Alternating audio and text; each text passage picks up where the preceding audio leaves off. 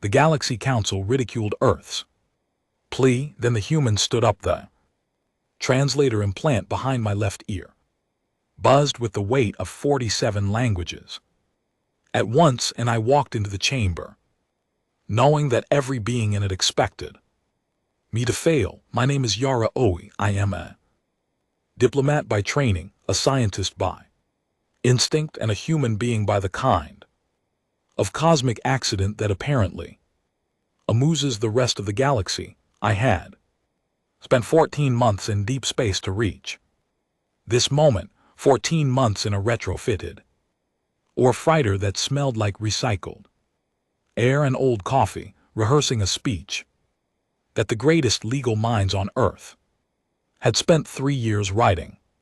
3 years of arguments, evidence, and careful language, all aimed at a single outcome: convincing the Galactic Council to stop the Vorkai Dominion from erasing my home planet from existence. The chamber was 900 m tall.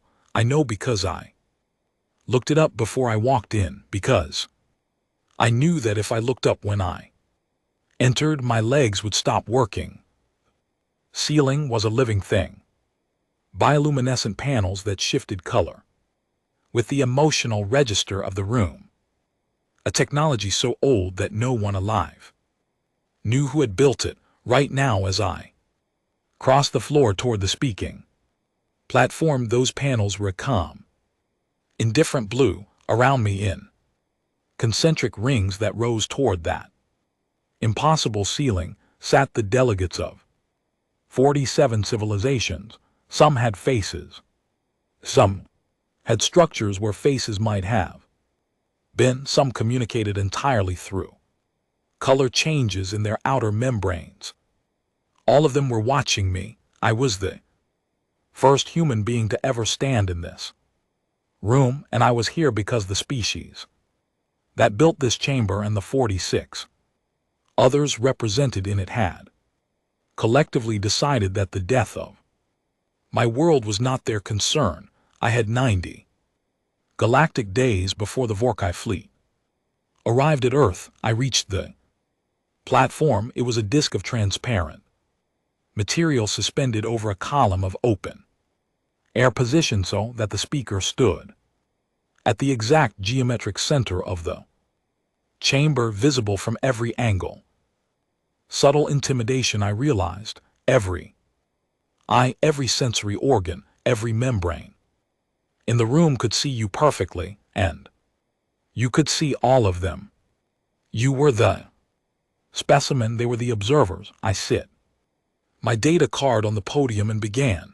I spoke for 31 minutes. I laid out the evidence of Vorai expansion across 6 star systems. I named the civilizations they had displaced, the populations reduced to refugee convoys drifting through cold space.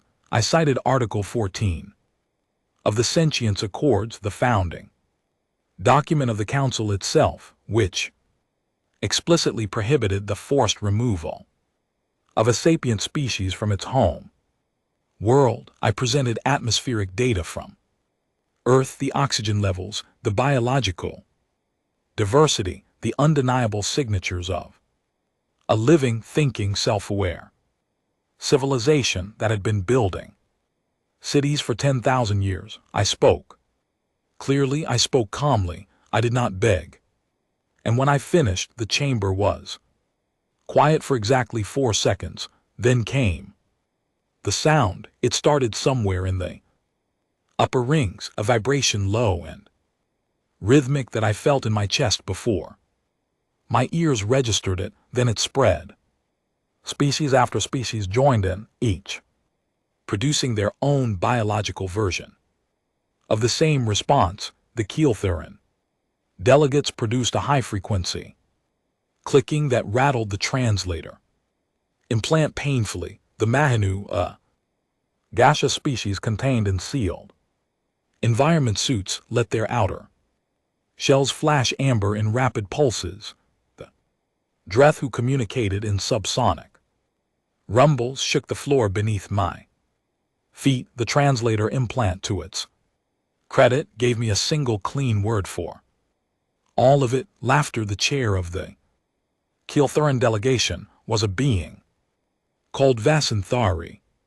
He was 3 m tall, ancient by any species standard, and possessed of a reputation that stretched across 4 centuries of council politics. He leaned forward from his elevated seat and looked at me the way someone might look at a very small animal that had wandered into a very important room. Delegate Os, he said, and the translator rendered his voice as a dry, unhurried baritone. The council acknowledges the passion of your address. We also note with some gentleness that Earth is what we classify as a pre-ascension nursery world. You have possessed faster than light travel for precisely 11 years.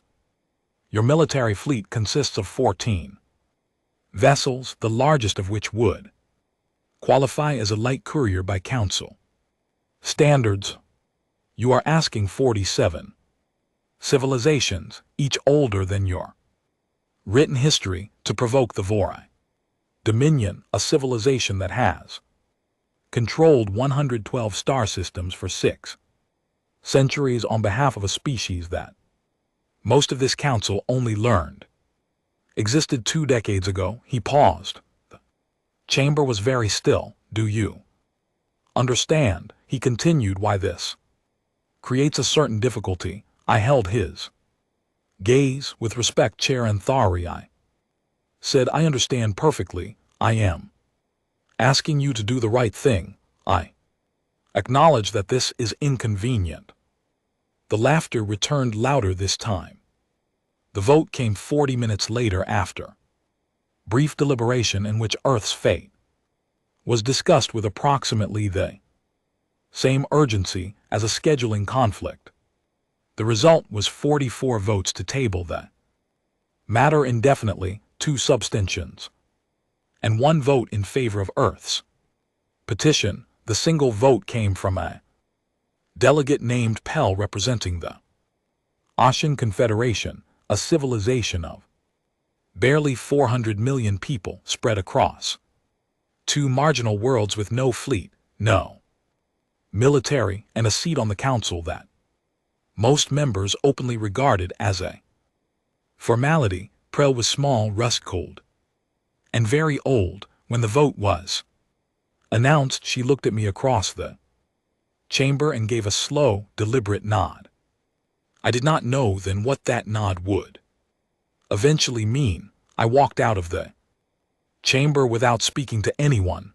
The corridor outside was empty, which I was grateful for. I pressed my back against the wall and let myself breathe for a moment. Just breathe the way my mother had taught me when I was 7 years old and afraid of something I could not name. In through the nose, out through the mouth. And the world does not end just because it feels like it should. Then I lifted my comm unit and connected to Earth. Commander Aiden Cross picked up on the first signal. He was a quiet man, former deep space engineer, and one of the 4 people on the planet who knew the full scope of what I was about to say. Tell me, he said. The council said no. I told him 44-1. They tabled it. A pause, not the pause of someone receiving bad news, the pause of someone shifting into the mode they had been preparing for. Understood, he said. Then we handled it ourselves. I closed the comm above me through a viewport in the corridor wall. The stars were very bright and very far away, and they did not care about any of this at all. That had always been the truth of the universe. It did not care. It never had. And humanity had been living with that fact and building in spite of it for as long as we had existed. We were not done. Yet the freighter we used as an embassy had a conference room the size of a generous closet, 3 folding chairs, a Wall screen held in place by two magnets, and a prayer and a coffee machine that had survived 4 years of deep space travel by sheer mechanical stubbornness. I had come to love that coffee machine more than I could rationally explain. It represented something I was never entirely sure what. It was in that room, 12 hours after the vote, that Commander Aiden Cross told me the truth about my own species. He was not a tall man, not physically imposing in any way that would have impressed the Calthurian delegation. He had short gray hair, careful brown eyes, and that kind of stillness that belongs to people who have spent years in environments where panic is the most expensive thing you can afford. He had been an engineer on the Meridian Deep Station, then a project lead on the first human FTL prototype, and then quietly and without any public announcement, the director of a program so classified that fewer than 300 people on Earth knew its name. Project Threshold. He sat across from me with a data unit in his hands, and he told me about it the way you tell someone about a thing that has been true for a long time and simply waited for the right moment to become relevant. 41 years ago he began, when the first alien was decoded. The analysis teams found something that most people don't know about. The signal wasn't random. It wasn't a beacon or a greeting. It was a warning, one civilization telling another to stay out of a disputed zone. We decoded it by accident, and we were very careful not to announce it, because the moment we did, we would have to explain to 8 billion people that the galaxy was already divided up, that the negotiations were already ancient, and that no one had bothered to ask us. I wrapped my hands around my coffee and said nothing. The government at the time had two choices, he continued. They could announce contact, trigger a global panic, and spend the next generation arguing about what to do, or they could quietly begin preparing and let the announcement come later, when we had something to stand behind. He looked at the data unit. They chose the second option. I won't tell you it was a morally simple decision. It wasn't, but it was the one they made. Project Threshold, I said. Project Threshold, he confirmed, hidden inside 14 different asteroid mining corporations. The budget ran through 6 separate government departments, none of which knew about the others. The engineers were recruited individually, told they were working on commercial deep space propulsion, and only brought into the full picture after 2 years of security evaluation. He clears throat, almost smiled. We are a species with a remarkable talent for keeping secrets when the secret matters enough. He handed me the data unit. I looked at what was on it, and I felt the floor of my understanding shift underneath me, the way the ground shifts in an earthquake, not violently, but with the slow, irreversible quality of something enormous that will not be going back. What I was looking at was a fleet manifest, not 14 ships, not the 14 vessels that Earth had publicly acknowledged to the interstellar community. The manifest listed 261 combat-capable ships, ranging from fast interceptors to vessels that the document classified simply as heavy strategic platforms, which I understood was a careful way of saying something very large and very serious. They were not stationed near Earth. They were distributed across 19 separate deep space coordinates, each one carefully positioned to look from the outside like a mining operation or a scientific survey station. How? I said it was the Only word I had for a moment, 41 years. Of work, Aiden said, and a discovery. That changed everything. He leaned forward, and for the first time since I had known him, something like pride crossed his face. Every FTL drive in the known galaxy, he said, operates on the same basic thermodynamic principle. The field equations are slightly different from species to species, but the core architecture is the same. Our engineers figured out why. It's because every civilization derived their FTL theory from the same underlying physics, and they all hit the same bottleneck. They accepted it as a hard limit, a wall you can't go through. He paused. Our people went through it. What does that mean in practice? I asked. It means our ships are faster, he said simply, not by small margin, by a factor of roughly 3 in standard FTL, and significantly more in the burst transit mode we developed for combat situations. It also means our drives have a different energy signature to any sensor system built on Council standard technology. Our ships in transit look like natural stellar phenomena. We are effectively invisible while moving. I set the data unit down on the table very carefully. The plea of the Council, I said slowly, that was never the actual plan. It was Plan C, he said, the last diplomatic option. We exhausted Plan A 2 years ago, a series of quiet back-channel communications with Vori trading partners attempting to negotiate a buffer zone. They were not interested. Plan B was a formal complaint submitted through intermediary species to the Council's administrative body 18 months ago that was buried. Committee without a vote. He looked at me steadily. Plan C was you going in person, making the case publicly so that the record exists and the Council's choices documented. And Plan D, I said. Plan D is already in motion, he said, has been for 6 weeks. He pulled up a star map on the wall screen. I watched as dots of light appeared across it, moving slowly, converging with the patience and precision of something that had been planned down to the hour.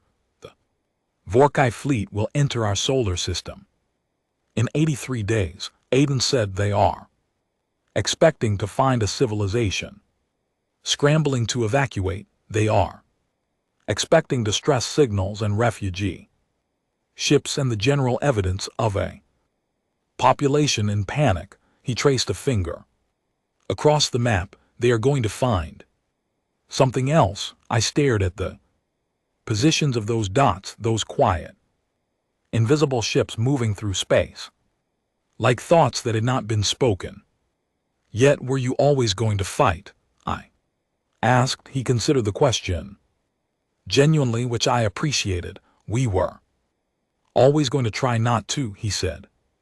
That's why you were there today. That's why the plan existed in layers, because we are not a species that wants to fight. We are a species that fights when there is no other way, and we were very careful to make sure every other way had been exhausted first. He stood, straightening his jacket with the habitual precision of an engineer who checks twice before committing. But yes, we were always going to stand. I looked at the manifest again. 261 ships, 41 years of work hidden inside the ordinary looking skin of a civilization that the galaxy had dismissed as a nursery world. I thought about all the engineers who had gone to work every morning in asteroid mining facilities, maintaining a secret that might never have mattered, that would only matter if the worst case came to pass. It had come to pass, and those engineers had spent 41 years making sure we were ready. I thought about the Keeltherin chair, Vosenther, and his elegant condescension, pre-ascension nursery world he had called us, he had said it with a comfortable certainty of someone who had never had reason to look twice. I picked up my coffee. It had gone cold, but I drank it anyway. Tell me everything, I said to Aiden Cross. Every ship, every position, every contingency. I want to understand it completely. He sat back down and began. There were details that kept returning to me as I went over the fleet manifest for the fourth time. The interceptors were built on a frame design derived from human racing spacecraft, small, angular, with a thrust-to-mass ratio that would have been impossible if the engineers had not abandoned 3 generations of accepted propulsion wisdom and started from basic principles. The heavy strategic platforms used a modular construction method that allowed a crew of 60 to reconfigure the ship's internal layout during transit, and every single vessel carried at its core a drive unit that ran on the modified field equations that one woman named Dr. Clara Booth had written on a whiteboard in a converted mining station above the asteroid belt 16 years ago, after 18 months of work that her own team had told her was probably useless. Clara Booth was 63. Now she lived quietly on the coast of Norway and had received exactly 0 public recognition for what she had done.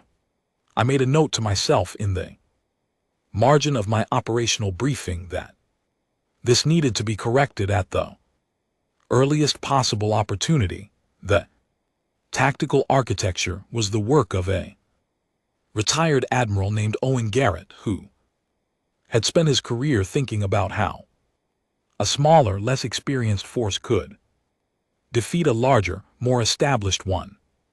The short answer Garrett had reached was surprise, speed, and the willingness to act in ways the enemy had not modeled. The Vorai were very good at combat. They had been conducting military operations for 600 years against dozens of species, and their tactical doctrine was refined, efficient, and extremely well tested. But it was tested against species that fought in ways the Vorai understood, species that had learned warfare from same general tradition of interstellar conflict with the same basic assumptions about how ships moved and how engagements developed. Humans had not learned warfare from that tradition. Humans had invented warfare independently on a single planet over 10,000 years and had produced a body of tactical thought that the galaxy had never encountered. Garrett had translated that thought into the specific vocabulary of space combat, and the result was a playbook designed to be genuinely strange to anyone who had not grown up with human military history. They will expect a linear engagement, Aiden told me, pulling up a simulation. Fleet meets fleet, weapons are exchanged, the stronger force wins. That is how the Vorai have fought every engagement for 6 centuries. They are very good at it, and we are not going to do that. I said we are absolutely not going to do that. He agreed. We are going to do several things simultaneously that should not by any conventional doctrine be coordinated with each other. Rapid flanking movements combined with decoy formations, combined with targeted electronic interference, combined with direct assault on command vessels rather than frontline fighters. It will look chaotic. To anyone watching, it will look like we are making it up as we go. Are we? Partially, he said, and this time he did smile. That is actually intentional. Human pilots are trained to make real-time decisions that deviate from The original plan.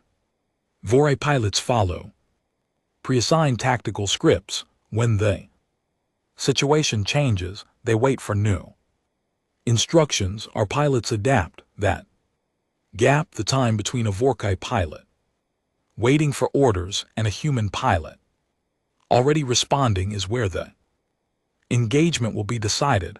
There was something else in the manifest that stayed with me. Every ship carried equipment for capturing Vorai vessels intact, boarding teams trained in the specific procedures for securing a surrendered ship without harming its crew, medical kits stocked with information on Vorai biology, translation protocols for the 30 most common Vorai dialects. We are not here to destroy them, Aiden said when I asked about it. We want them to leave. We want the ones who cannot leave to be alive and unharmed when this is over. There are two reasons. The first is that it is the right thing to do. The second is that live unharmed prisoners are a more powerful message than wreckage. I understood both reasons completely. 83 days, I returned to my bunk that evening and lay down with the lights off, and I thought about the planet I had not seen in 14 months. I thought about the light in the mornings over the city where I had grown up, and the smell of rain on warm pavement, and the sound my nephew made when he laughed. I thought about all of that, and then I made myself sleep because I had work to do in the morning, and the work required me to be present and cleared somewhere out in the dark. 261 human ships moved quietly toward the place where they needed to be. They carried 6,417 men and women from 22 nations who had chosen this work and trained for this moment and understood exactly what was at stake. They did not need me to believe in them, but I did anyway. The message came from the Vorai commander at 1400 hours station time. It was transmitted on an open channel deliberately because it was meant to be heard by everyone. I was in the communications bay when it came in. Translator rendered it in flat, clean English, and I listened to it twice. Inhabitants of the Sol system, the message said, this is Commander Dreth Vaughn of the Vorai Dominion 1st Expansion Fleet. We have entered your system on schedule and in accordance with the terms of the vacancy notice issued 90 days ago. We expected you to run. We note that you have not. We offer one final period of 20 standard hours for any remaining population to depart under safe passage guarantees. After this period, resource extraction operations will begin. Respond on this channel if you wish to negotiate your departure. Dreth Vaughn out. They expected us to run. That detail stayed with me longer than anything else in that message. Not the casual brutality of calling it resource extraction, not the fiction of a vacancy notice, as though an inhabited planet could be vacated by receiving a document. What stayed with me was the absolute unexamined confidence that we would simply go, pack whatever could be carried, leave, and accept that the place where everything they had ever built had stood was no longer theirs. They had done this 6 times before.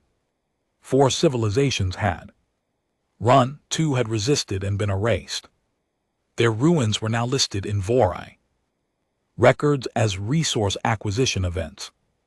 The Vorai came into our solar system the way you walk into a room you already own. I was patched into the tactical channel by Aiden 6 hours later when the Vorai fleet had moved past the outer planets and was making its final approach. I watched through the data feed rather than a viewport, seeing the Engagement as a constellation of moving data points on a three-dimensional map. Positions, velocities, trajectories, the cold mathematics of ships in space. The Vorkai formation was tight and professional, 1,200 warships in a layered battle arrangement with their heaviest units at the center and lighter, faster ships forming a perimeter screen. It was a textbook. Formation, efficient, proven effective. Against every opponent they had ever encountered, they passed Jupiter. Our ships were in the asteroid belt, not hiding behind asteroids inside them. 41 years of engineering had included, among many other things, a program of carefully hollowing out suitable asteroids and fitting them with electromagnetic dampening systems and minimal emission hull coatings. From the outside they were rocks, from the inside they were hangars. The Vorka sensors swept across them and recorded natural mineral activity, because every sensor system the Vorkai used was built to identify ship energy signatures, and our ships running cold inside their stone shells produced no such signatures. I watched the Vorai fleet move through the belt without slowing. They passed Mars. Earth was ahead of them now, blue and quiet with no orbital defenses visible, no ships in space, no communications of any kind. The planet looked exactly like a world whose inhabitants had refused to respond to the departure window, a world of people who had not accepted reality. Vorai commander sent a final signal, a declaration that safe passage had closed, a formality because they expected no response. Admiral Owen Garrett gave a single command. 261 ships came out of their stone shells simultaneously, not from behind the asteroids. Out of them the rock faces, splitting along pre-cut seams, electromagnetic clamps releasing drives, igniting in a coordinated burn that from the Vorkai sensor's perspective appeared as an instantaneous materialization of an entire fleet from empty space, because that is what it looked like. I was watching the data feed, but I heard the audio channel, the Vorkai command frequency translated, rendered in flat English, stripped of the biological texture of their species. Alarm, contact, multiple contacts, contact bearing all sectors, designation unknown, origin unknown. Where did they contact all sectors? Command, we have 1,200 warships, 600 years of military experience, and in the first 4 seconds of contact, the Vorkai command network was talking over itself. Our interceptors hit their perimeter screen before the Vorkai formation could respond. Not weapons, targeted electronic pulse bursts calibrated to the Vorkai sensor architecture that our engineers had spent 3 years studying. From captured equipment, the pulses did not destroy anything. They blinded every ship in the Vorai outer screen. Lost sensor function simultaneously for approximately 40 seconds. 40 seconds is a very long time in a space engagement. Our medium strike ships moved through the gaps in that blind outer screen like water through broken glass. They were not heading for the outer screen ships. They were heading for the command vessels at the center of the formation, the ships where Drethval and his senior officers ran their operation according to scripts they had used 6 times before. The Vorkai inner ring recognized the threat and moved to intercept. This pulled those ships away from their assigned formation positions.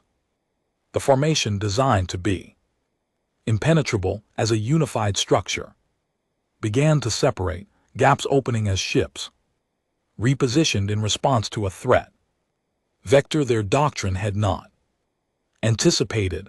Our heavy platforms moved into those gaps. The engagement did not look like any space battle I had ever studied. It did not look like the orderly, geometrically precise confrontations between Council-era civilizations documented in historical records. It looked like barely organized chaos, ships moving in directions that seemed arbitrary until suddenly they were not, formations materializing and dissolving and reforming faster than the Vorkai command network could issue orders to answer. Garrett had been right about the gap. When a Vorkai pilot encountered a situation not covered by their current tactical script, they waited for new orders. The command network was being hit from 17 directions simultaneously, and the orders it issued were always slightly behind what was actually happening. Our pilots did not wait. They decided. Sometimes those decisions were wrong. 11 hours of engagement was not a clean process, but wrong decisions made and corrected in real time were still faster than correct decisions that arrived 40 seconds late. The outer screen broke first.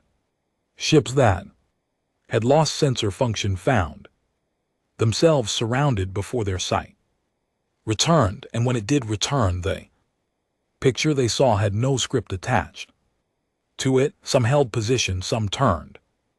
Turning in a space engagement is the most dangerous movement a ship can make. It presents maximum surface area to the opposition while reducing your own options. The Vorai pilots who turned were following a protocol that said when the perimeter is compromised, fall back to the secondary ring. It was correct doctrine for every engagement they had ever trained for. The secondary ring was already compromised. Our strike ships had been among those vessels for 3 minutes. I watched the formation collapse sector by sector. The way a structure falls when its supports are removed, not all at once but in sequence, each failure creating the conditions for the next. The Vorai were not broken by firepower alone.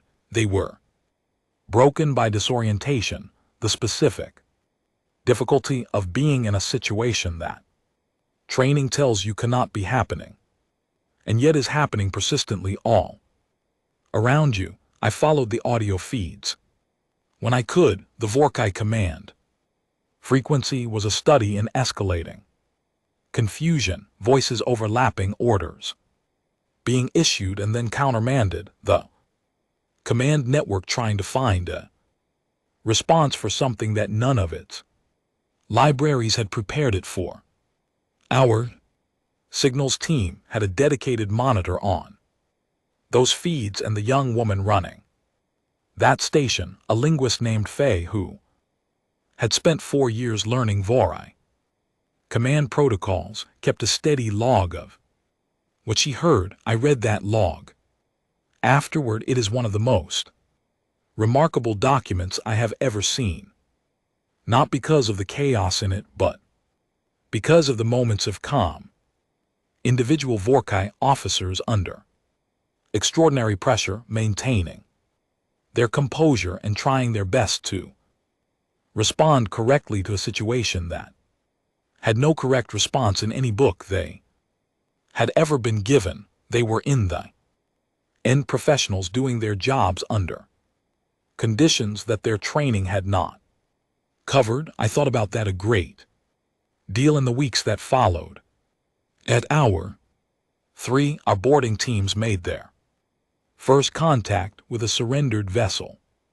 The ship had gone dark, the Vorhia's universal signal for standing down, and our nearest interceptor had matched velocity and sent a docking team across. Pilot Nora Sims was the first human being to step onto a Vorkai warship in a non-hostile context, she later told me. In one of the briefings that followed, the engagement that the hardest part was not the physical danger, which was real and present even in a surrender situation. The hardest part was the faces the Vorkai crew members she encountered in that first contact were not the faceless enemy that months of preparation had trained her mind to expect. They were beings who were frightened and tired and uncertain was about to happen to them. One of the younger ones, barely an adult by Vorai physiological standards, was sitting a corridor with its knees drawn up and its head down. Nora said she had crouched next to it and said through the translator that it was not going to be harmed. She was not sure it understood. She stayed there for 3 minutes.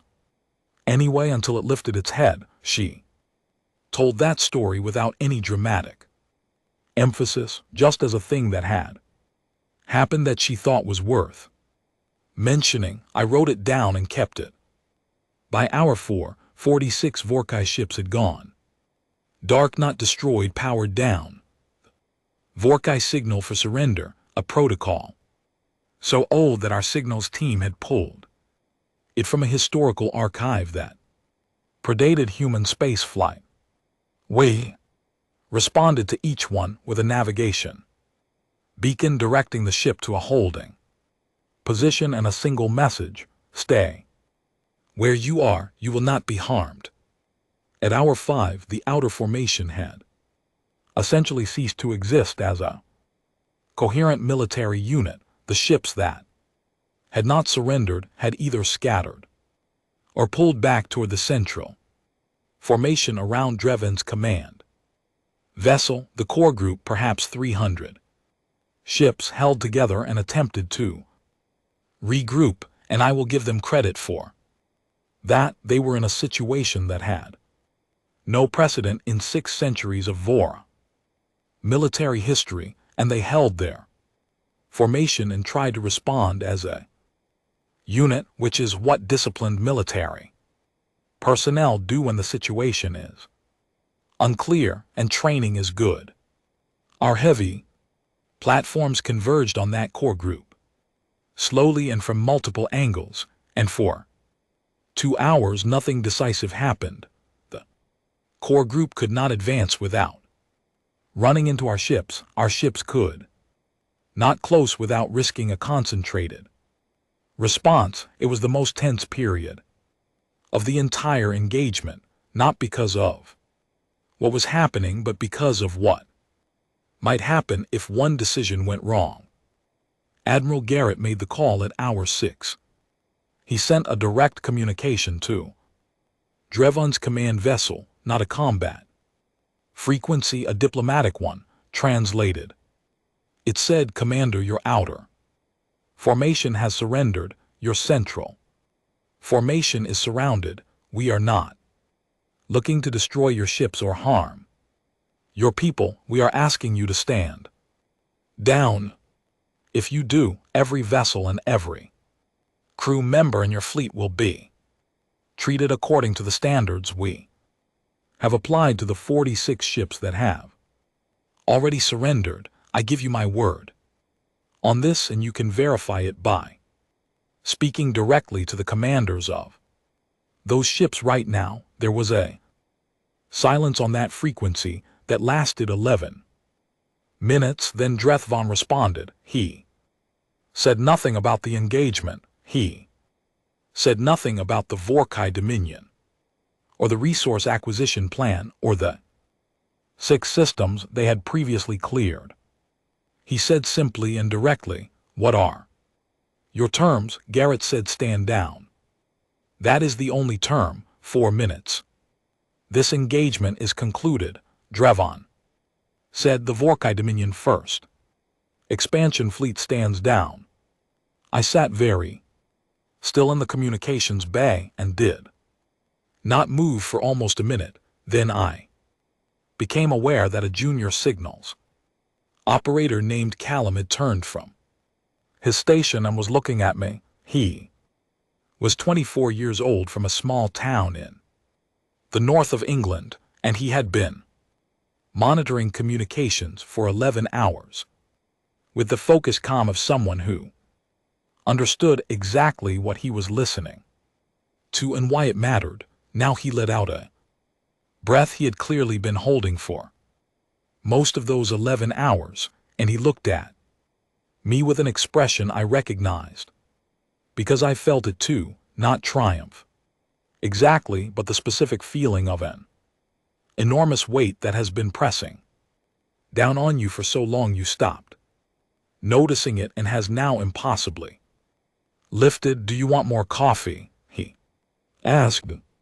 I always want more coffee, I said. The final count, 60% of the Vora fleet had surrendered or been disabled. The rest had scattered into deep space on random trajectories, no longer attempting to regroup, no longer cohering as a military force. Earth was quiet and blue and intact, and 12,000 Vorhi crew members were sitting in their ships waiting to find out what happened to people who surrendered to humans. Aiden came into the communications bay 20 minutes later. He looked at me without speaking, then sat down across from me. Garrett is requesting orders for the prisoner situation, he said. 12,000 crew across 63 surrendered vessels. They stay in holding positions, I said, safe and well treated to whatever degree we can manage. Across that many ships, we will need them later. For what? For the council, I said. He understood immediately. I watched the operational become the diplomatic behind his eyes. In a single shift of perspective, you are going back, he said. We are going back, I said, all of us with everything we have. And I am going to stand on that platform again, and I promise you Vasanthari is not going to laugh. Outside the viewport, Earth hung in the dark blue and whole and entirely undeniably still. There we had stayed against 1,200 warships and 6 centuries of Vorkai confidence. We had stayed, and everything that followed was going to be. Because of it, I walked into the council chamber the second time without rehearsing anything. The first time I had rehearsed for months, every word placed carefully, every argument constructed with the precision of something that needed to bear enormous weight. I had been a diplomat presenting a case to a court. I desperately needed to persuade a supplicant, hoping that the right combination of evidence and language would open a door that was already closed. This time I was something different. I was not yet sure what word fit, but I knew with absolute certainty that it was not supplicant. The chamber felt changed from the moment I entered. The bioluminescent panels cycled through colors I had no names for, something between amber and deep red, pulsing in slow, irregular rhythms. Several delegations were already at their stations when I arrived, which was unusual. Typically the council filed in with formal ceremony, each delegation taking their place in a specified order. Today they were already there, and they were watching me cross the floor, and not one of them was laughing. The emergency session had been called by 7 separate member states within 6 hours of the news reaching council space. That speed was itself significant. The Galactic Council had convened emergency sessions exactly 9 times in its 400-year history. This was the 10th. I reached the speaking platform and stood on it and looked up at the rings of delegates rising toward that impossible ceiling, and I took one quiet breath. Vasanthi was in his seat. He looked exactly the same as he had the first time, ancient, composed, possessed of a self-assurance that came from never having had serious reason to doubt himself, but there was something different in the way he held himself. Quality of attention that had not been there before. He was not looking at me the way a naturalist looks at a small animal. He was looking at me the way you look at something. You are still in the process of categorizing and finding that it does not fit any category you already have. I had his full attention. I had all of their attention, and I had not said a word yet. 41 years ago I began, when my civilization first decoded an alien signal.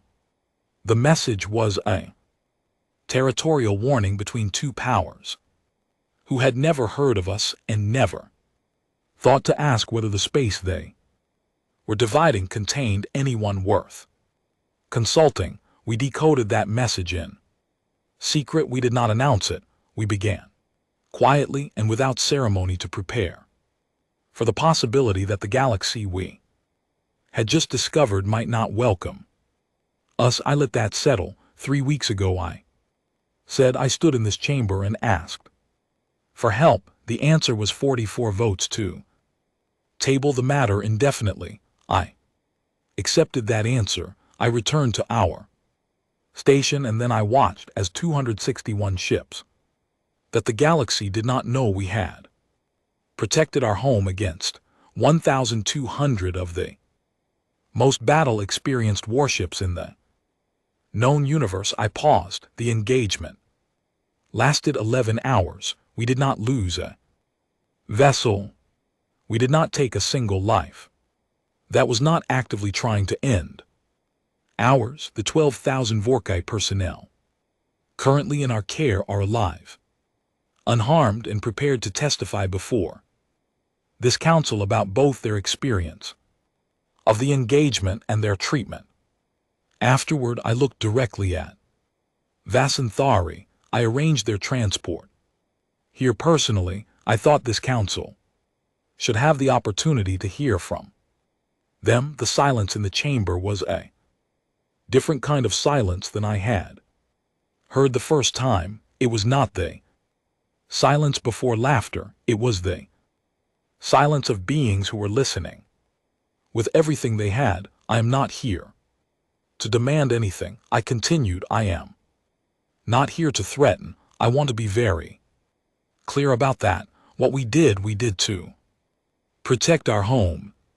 And when the threat was over, we stopped. The Vorai ships that surrendered are intact. Their crews are healthy. That was a choice we made before the first ship left our solar system, and we made it not because it was tactically obvious, but because we decided a long time ago what kind of species we intended to be. I looked around the chamber at the delegates, the blinking membranes, the environment suits, the ancient faces, and the sensor arrays that served as eyes for beings without eyes. Every civilization in this room became great through some combination of time and effort and fortunate circumstance. I said we do not begrudge any of you that, but greatness in the absence of responsibility is just power with no purpose.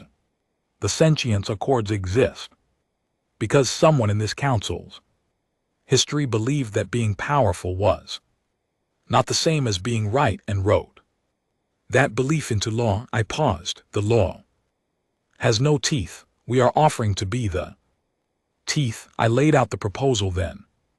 Specific detailed the result of weeks of careful work by our legal and diplomatic teams. Human ships would enforce the accords under council oversight with transparent reporting and clear boundaries. In exchange, the accords would be rewritten with a mandatory response mechanism.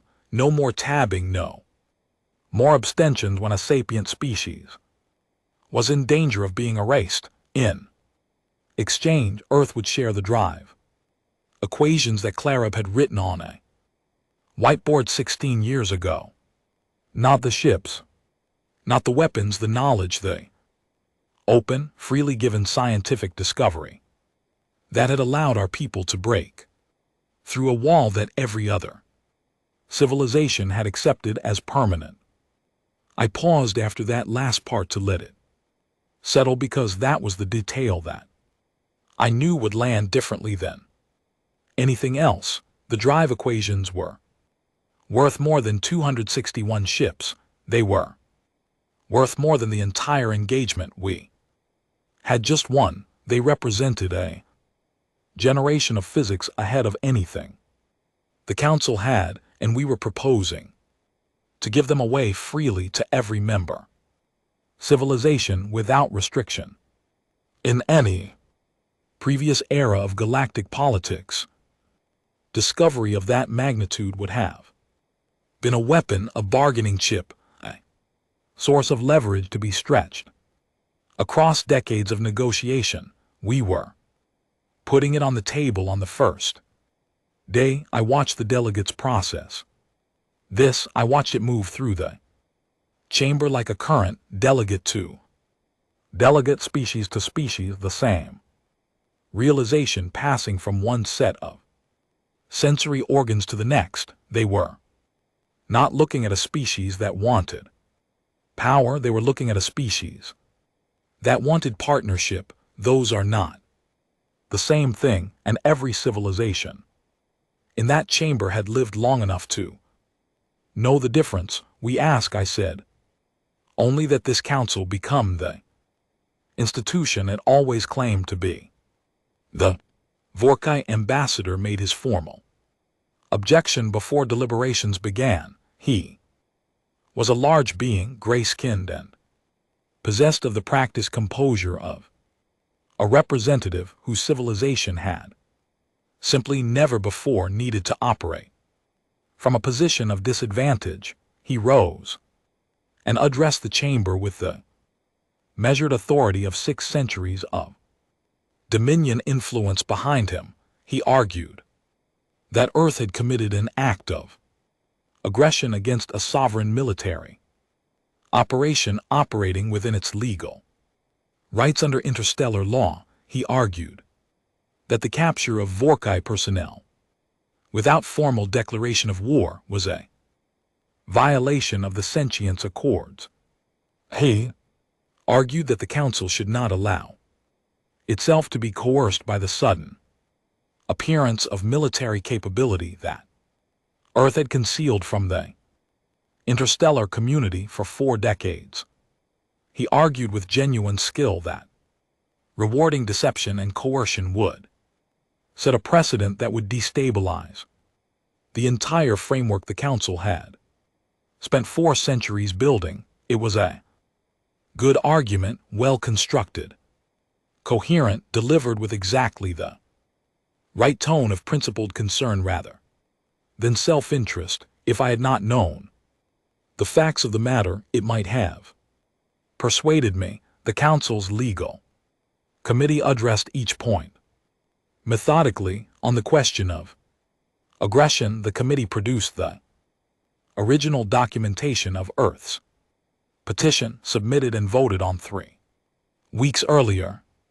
They noted that the petition had requested protection under Article 14 of the Sentience Accords, that this protection had been formally denied by a vote of 44 to 1, and that in the absence of Council protection, the petitioning species retained the right to lawful self-defense under the same article. The Vorkai ambassadors' objection therefore relied on a reading of the Accords that would simultaneously deny Earth protection and deny Earth right to protect itself, a reading that the committee assessed as inconsistent with the document's original intent and incompatible with the principle of sentient rights it had been written to establish. On the question of the captured personnel, the committee reviewed the voluntary depositions of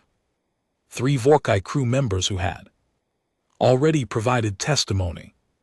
All 3 reported that they had been treated according to standards consistent with or exceeding those specified in the sentience accords one had received. Medical attention for an injury sustained during the engagement itself. Before the surrender, the committee found no violation. On the question of concealed capability, the committee noted that no provision of the sentience accords or any other ratified council document required a member species to disclose the full extent of its technological development to the general interstellar community, the Vorka Dominion's own capability assessments. The committee observed had never been submitted for independent verification. The Vorkai ambassador said nothing to this last point. He had run his argument to its end, and the argument had nowhere left to go. The deliberation lasted 4 hours. I was escorted to a waiting room. Outside the chamber, a well-appointed space with actual furniture and a long window overlooking a garden that the council's administrative staff maintained with obvious care. It was a small garden, really just a courtyard, but it contained plants from at least a dozen different worlds growing alongside each other in what had clearly been a carefully managed arrangement. Different soil amendments in different sections, different light panels above each cluster, a great deal of quiet, ongoing work by people who had decided that the effort was worth it. I sat by that window for 4 hours and watched the garden and thought about nothing specific, which a discipline I had worked hard to develop over the years, and which has never served me better than it did that afternoon. At one point, a small being from the administrative staff came in with a tray that held a cup of something warm. It placed the tray on the table beside me and left without speaking. I picked up the cup. Whatever was in it was not coffee. It was something else entirely. Something I did not have a name for that. Tasted faintly of minerals and something sweet underneath. I drank all of it. It was very good. The small kindness of that cup in the middle of those 4 hours was something I still think about. When I was brought back into the chamber, the senior administrative officer read the result in a voice that carried to every corner of that 900-meter space. 46 in favor, 1 opposed. The Vorka delegation voted against. Every other member of the Galactic Council voted for. When the result was announced, there was no laughter. There was that sound again, the one I had heard briefly after my proposal, that frequency the translator implant could not map to any human word. I let it hear more of it this time, a full several seconds, and asked it to refine its translation. It offered 2 options: recognition and the alternative possibility of something it rendered as the sound a long question makes when it finally receives its answer. Both felt accurate. Vasily descended from his elevated seat.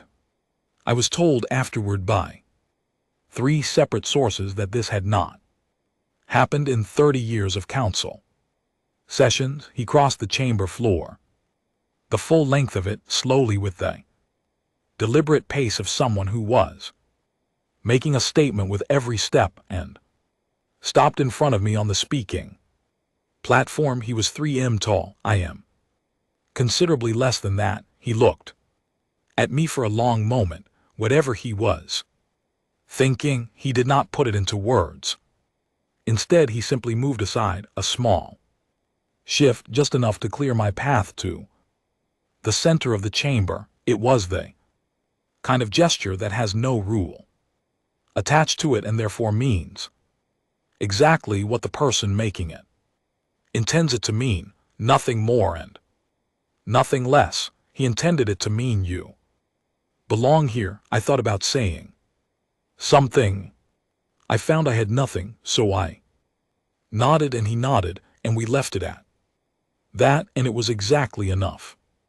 Afterward, several council members approached me individually with questions, observations, requests for follow-up meetings. I answered as many as I could and noted the rest for our diplomatic team. The chamber was alive with a kind of energy that I had not felt during my first visit, not the comfortable energy of a body conducting its ordinary business, but something more awake, more present, the specific feeling of an institution that has just been reminded of its own original purpose.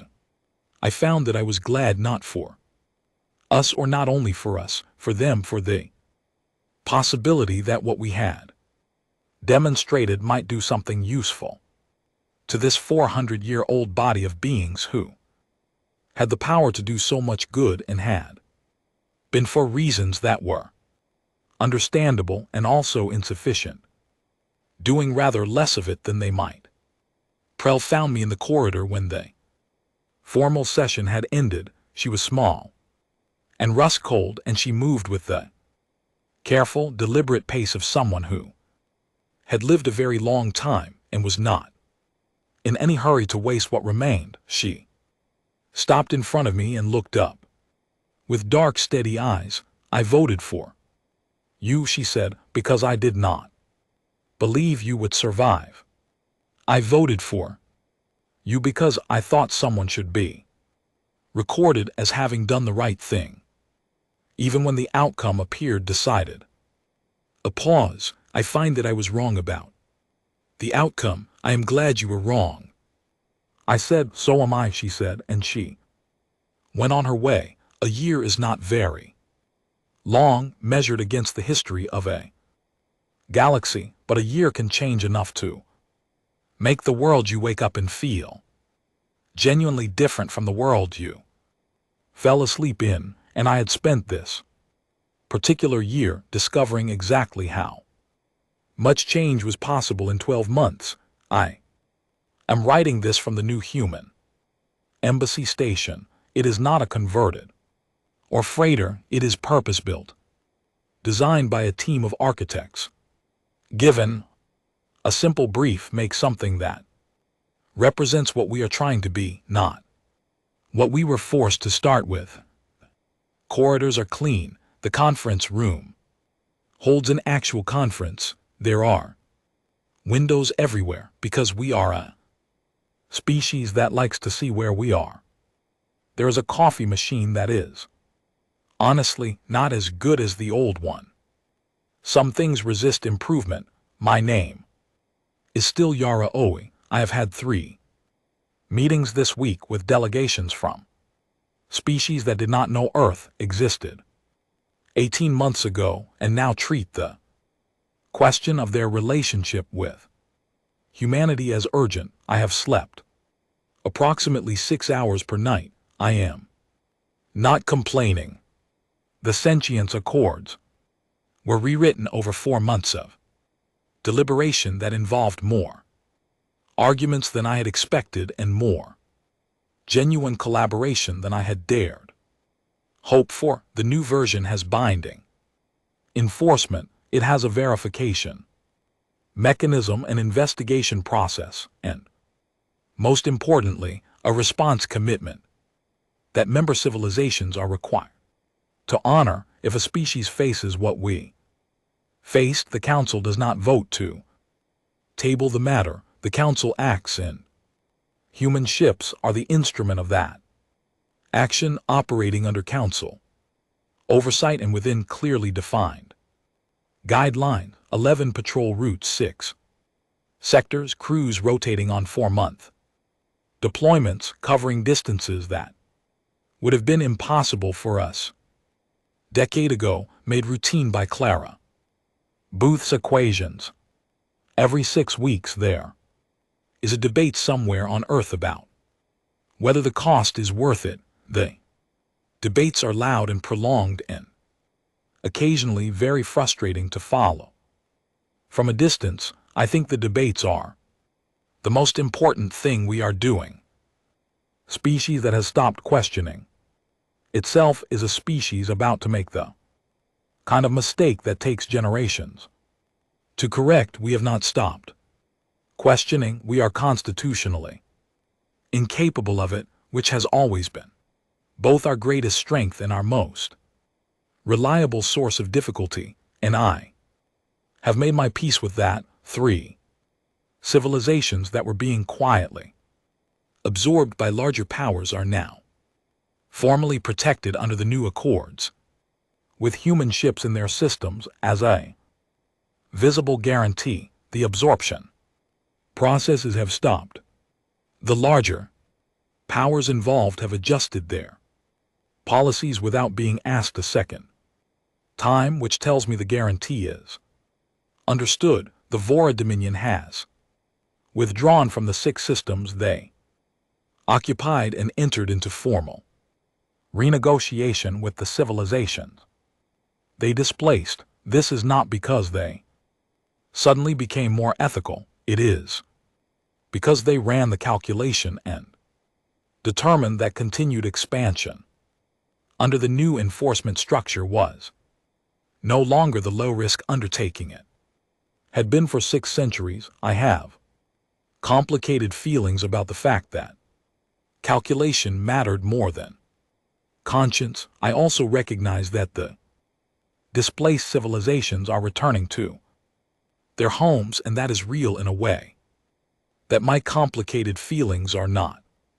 The 12,000 Vori personnel who spent 3 months in our care are back in Dominion space. Before they left, human doctors, engineers, and cultural liaison staff had worked with them for weeks, making sure they were well, answering their questions, doing the slow and often awkward work of communicating across the barrier of 2 entirely different ways of being a living thing. Some of the interactions were genuinely difficult.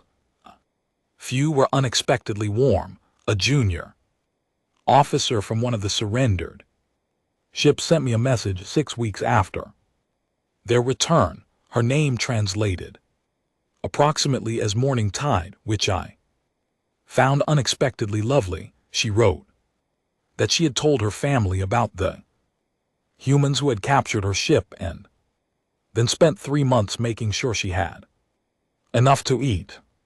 Her family had found this confusing. She wrote that she had found it confusing too at first, then she had stopped finding it confusing and started finding it interesting. She thought interesting was probably better than confusing. I replied that I agreed and that I hoped she was well. Owen Garrett retired 8 weeks after the Battle of Saul with no public ceremony in a commendation that remained classified.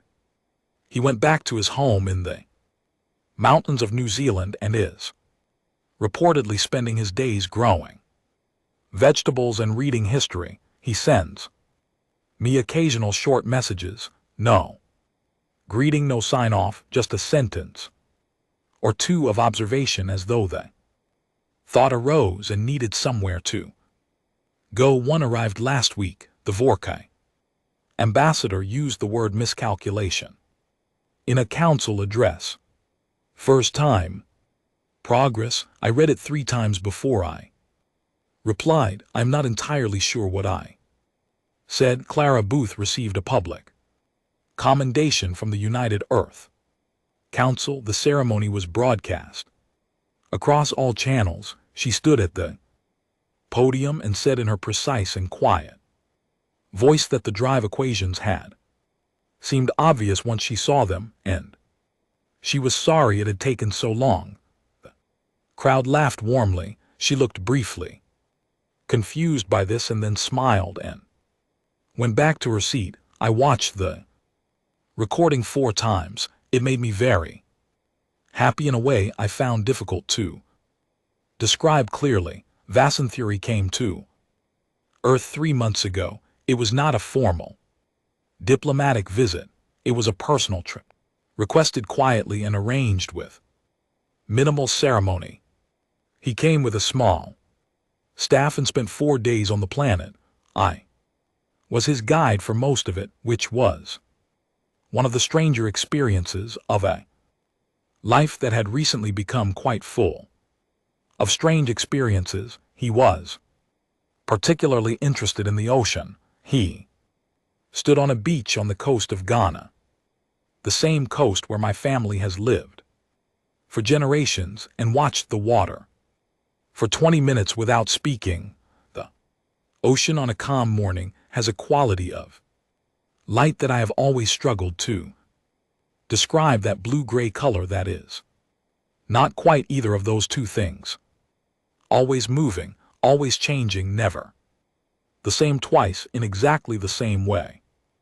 The tide came in and went out, and the sun moved across the sky in Vassant. Stood very still and looked at all of it. Then he said, "You evolved beside something this large and this indifferent, and it made you brave." I thought about that. The ocean had not made us brave exactly. The ocean had simply been there, enormous and uncaring, and we had needed to learn to live beside it, and then across it, and eventually beyond it. The sky above it had not cared. The dark between the stars had not cared. Nothing in the universe had ever been interested in whether or not we survived. We had survived anyway, not because the universe supported us, but because we were stubborn enough to keep going in the face of its complete indifference. It made us stubborn, I said. Brave came later. He considered this carefully, the way he considered everything. Perhaps stubborn is sufficient, he said. It is usually enough. I agreed. We stood there a while longer, looking at the water. Two beings from entirely different corners of existence, trying to find language for something that did not quite fit into words from either of their cultures. It struck me that this was also very human. The attempt to put into words something that resists words, and the willingness to keep trying. Anyway, Aiden Cross came to visit the station 2 months ago. We had dinner together in the embassy dining room, which has actual windows and actual food prepared by actual cooks, which remains a luxury that I do not take for granted. He had aged in ways that a year of decompression could not undo. There was something quieter about him now, the specific quiet of someone who has finished a thing they spent most of their life on and is not yet sure what to do with the space that used to hold it. We talked for a long time about many things, about the patrol routes and the treaty language and the challenges of enforcing a document across 6 sectors of active space, about Clarabout's equations and what might come next for the physics team that had inherited her work, about the 3 civilizations that were now safe and the others that still needed watching. At the end of the evening, he said quietly that he thought it had turned out the way it should. I thought about that. I think it turned out the way it could, I said. Whether that is the same thing is still being decided. He nodded slowly. Then he said good night, and I walked back to my office, and I stood at the viewport for a while in the dark, watching the stars. There is a patrol ship visible from this viewport. On most evenings, I can see its running lights from here, the warm amber of a human vessel chosen because that color registers across a wide range of alien sensory systems, a small signal readable by almost anyone. We are here, we are present, you are not alone. The ship passes and the stars reassemble behind it. I think about what was said in a closet-sized conference room on an orator almost 2 years ago. We were always going to try not to fight. We're always going to stand. I think about the people who built 261 ships over 41 years inside Hollow Edo. Asteroids in secret for a moment they hoped would never come but prepared for. Anyway, because they could not know. I think about Callum at his communication station for 11 hours and Clara Booth at her whiteboard for 18 months and Owen Garrett reading human military history across a 40-year career and asking how it applied to kind of war no human had ever fought. I think about Peril casting her single vote in an empty gesture of principle that turned out to be something else entirely. I received a message from her last week. She wrote that the Ocean Confederation's resettlement was complete. All 400 million of her people on stable worlds with functioning infrastructure, supported by 6 different council members who were honoring the new commitment structure. She wrote that she had not expected to live to see it. She wrote that she was grateful and that she had heard the Earth was a very pleasant world and she hoped to visit it someday. I replied that she was welcome any time and that the ocean was worth seeing. Someone asks me sometimes whether I am proud. I still do not know how to answer.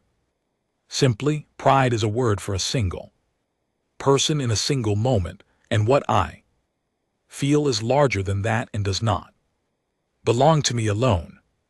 It is something that belongs to every person who made a quiet, unwitnessed decision over 41 years to show up to work and maintain a secret that might never matter, and to every person who flew into an 11-hour engagement because they could not imagine what they would become if they didn't. We did not stand up because we were sure we would win. We stood up because we could not picture what we would be if we didn't, and neither it turned out could anyone else. The stars outside my viewport do not care about any of this. They never have. They will burn for billions of years after every civilization currently seated in the Galactic Council has been forgotten, and they will burn for billions more after that, and none of it requires our notice or our approval. But I am here. We are here. The galaxy is real, and we are part of it, and we are wide awake, and the rest we will figure out as we